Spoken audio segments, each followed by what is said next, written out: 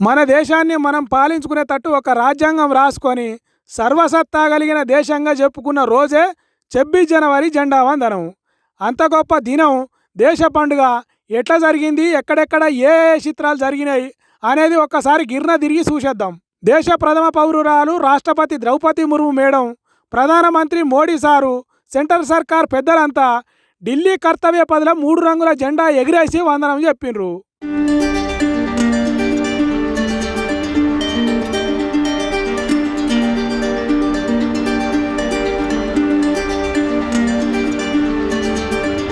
ఇక ఇక్కడ Telangana governor Jishnu Dev Varma parade గ్రౌండ్లో జెండా ఎగిరేయంగా మంత్రులు, ఆఫీసర్లు సెల్యూట్ కొట్టి వందే మాతరం పాడినరు. అటు అమరావతిలో మొదటిసారి జరిపిన గణతంత్ర దినోత్సవంలో AP governor Abdul Nazeer sir, CM చంద్రాల్ sir, deputy CM Pawan Kalyan sir, మంత్రి లోకేష్ సార్లు త్రివర్ణ పతాకానికి సెల్యూట్ చేసిండ్రు. అయితే ఈ జెండా పండుగకు పవన్ కళ్యాణ్ సార్ భార్య అన్నా లెజినోవాను ఎంటబెట్టుకొని వచ్చిండు. స్టేజ్ మీద కొత్తగా ఇప్పుడే కలిసిన వాళ్ళ తీరుగా ముచ్చట్లు పెట్టిండ్రు వాళ్ళు. తెలంగాణ భవన్లో BRS party working president, party పెద్దలు, కార్యకర్తలు జెండాకు సెల్యూట్ చేసిండ్రు. తర్వాత జరిగిన సభల తెలంగాణ రాష్ట్రంలో రాజ్యాంగం ఏ తీరుగా ఆగమవుతున్నదో చెప్పే నాటిక ఒకటి వేసిండ్రు.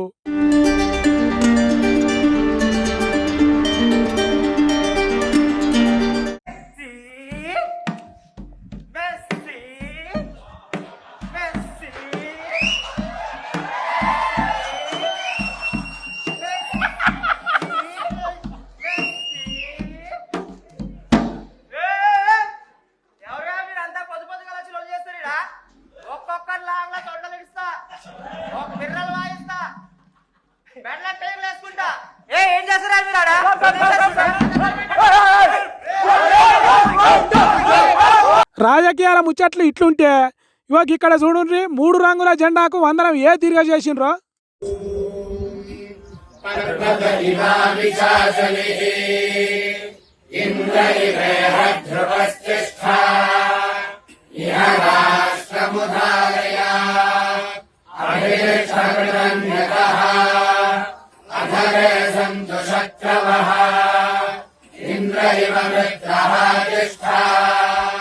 అయ్యగారులు వందే మాతరంకు బదులు మంత్రాలు చదివిర్రు. మరి అట్లా కూడా జెండా వందనం చెప్పచ్చు అనేది మనకు తెలియదు, కానీ చాలా దిక్కుల 3 రంగుల జెండాకు వందనం చేసిండ్రు. అంతా మంచిగానే ఉన్నది. ఏడాదికి 2 సార్లు స్వతంత్ర దినం అని, గణతంత్ర దినం అని దేశంలో జెండాకు వందనం చెప్తున్నాం, కానీ సంబరాలు చేసుకుంటున్నాం, కానీ దేశంలో అందరికీ సమానంగా న్యాయం జరుగుతున్నదా? స్వతంత్రం వచ్చి ఇన్నేళ్ళు అవుతున్నా చదువుకోలేని పిల్లలు రోడ్ల మీద ఎందుకు తిరుగుతున్నారు? ఇప్పటికీ అడవి బిడ్డలు దారి లేక దవాఖానకు డోలీలల్లా ఎందుకు మోసుకొని పోవాల్సి వస్తుంది?